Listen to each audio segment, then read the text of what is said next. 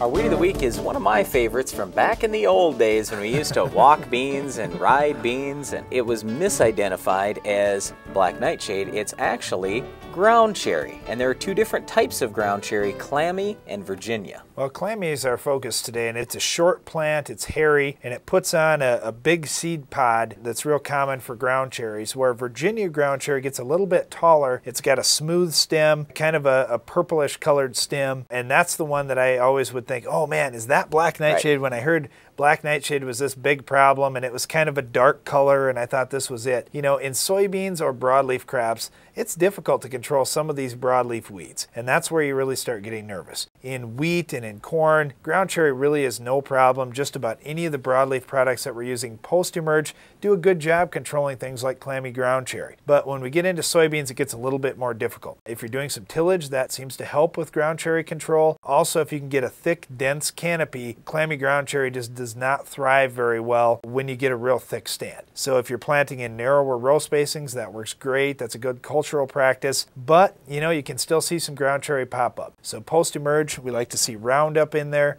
We also like a little bit of Pursuit in the mix. That seemed to do a good job for us in previous years. It was okay. Pursuit is much better on black nightshade than it is on ground cherry. So if it was me, I'd go out there with a strong shot of Roundup, and unfortunately there's not a whole lot you can tank mix with it. Yes, Pursuit can help some. But you can tank mix some of the burners in there if you want to put a little scorch on top of the leaves. I think I'd rather go with a higher rate of Roundup in this particular case. No, seriously. I don't think I would add much to the Roundup. I think I'd just up my rate of Roundup to control clammy ground cherry. Well, that's it for our Weed of the Week, but there's more Ag PhD to come after this.